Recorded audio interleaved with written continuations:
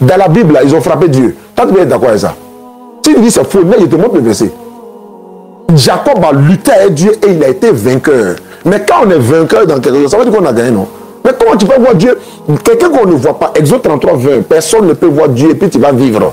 Mais on dit Jacob a lutté avec Dieu et puis il a frappé Dieu et puis il a gagné. Et donc arrêtez de se foutre de nous. Mais toi tu es dans ça et puis tu ne veux pas comprendre.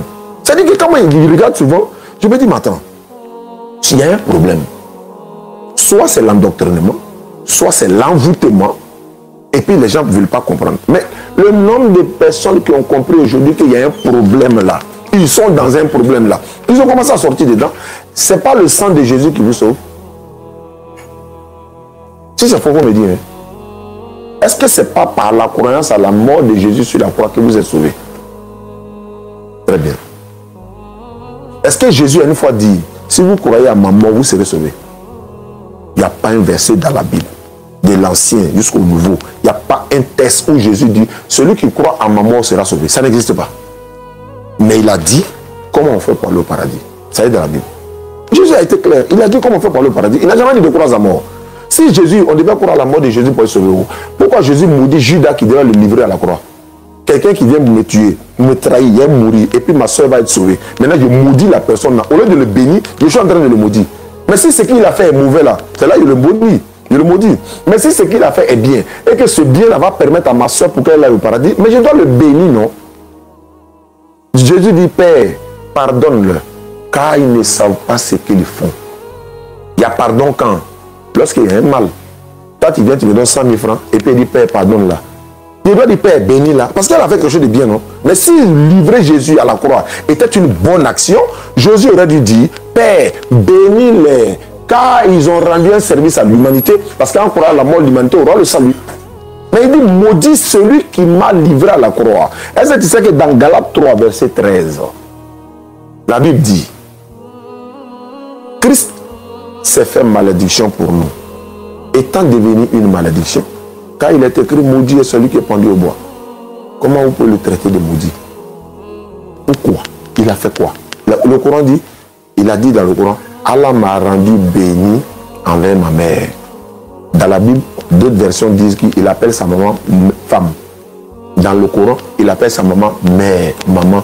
Même l'enfant le plus mal élevé de la terre, il ne va jamais dire à sa maman femme. Mais on a appelé ça à Jésus, non? Mais nous, musulmans, on ne croit pas en ça. On n'accepte pas ça. Non, on dit, il a dit mère. Et en réalité, c'est sa maman. Le problème, maman Marie n'a jamais adoré son propre enfant. Et toi, dès 1000 ans après, tu t'as adoré le fils de Marie. Jésus a ouvert les yeux d'un aveugle de naissance. Il est né aveugle. Jésus l'a appelé, il a pris la boue, il a mis sur les yeux du monsieur, il a dit, va laver ton visage dans l'eau qui est là-bas. L'aveugle est parti, il a lavé son visage, il a commencé à voir clair. Quand il est revenu dans le village, les gens ont commencé à discuter. On trouve ça dans Jean chapitre 17, verset 9. Non, Jean 9, 17. Les gens ont commencé à discuter. On dit, mais toi, comment tu as fait pour retrouver la vue? Il dit, celui qui m'a ouvert les yeux, c'est un prophète. C'est pas Dieu. Non. Celui qui a fait que j'ai commencé à voir clair là, c'est un prophète. Il aurait pu dire c'est Dieu, puisque c'est Dieu qui fait les miracles. Mais Dieu fait les miracles à travers qui? Les prophètes. Pierre, il a ressuscité Tabitha dans Actes des Apôtres chapitre 9, verset 36 à 39. L'un des disciples de Jésus, Pierre, il ressuscite mort. Il est Dieu aussi. Non. Jésus ressuscite mort. Il est Dieu. Non. Élisée a ressuscité mort. Est-ce qu'il est Dieu? Non. Élie a ressuscité mort. Est-ce qu'il est Dieu? Non. Il y a des pasteurs qui ont fait des mises en scène ici. Ils ont commencé à dire ils vont ressusciter Arafat. Ils ont le couru, ils sont venus, ils ont pu. Non. C'est de la mise en scène.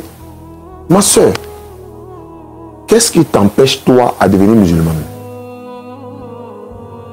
Le Coran dit, dites à ceux qui sont musulmans, entrez au paradis, vous et vos épouses, vous y serez fêtés.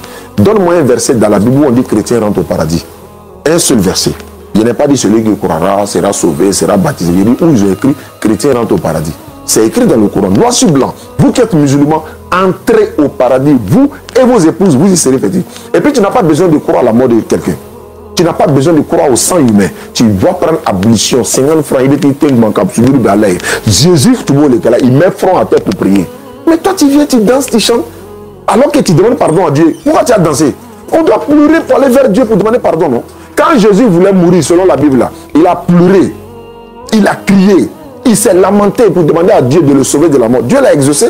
Hébreux chapitre 10, verset 5 à 7. Hébreux 5, verset 7 et suite. Il a pleuré, il n'a pas dansé, il n'a pas chanté, il pleurait. L'islam que nous pratiquons, ça a été la Bible. Jésus a fait laver les mains de ses disciples, prier, tout ça là. Il dit non, vous n'allez pas comprendre ça maintenant, mais un jour vous allez comprendre. Ça, c'est la mission d'aujourd'hui. Nous le disons.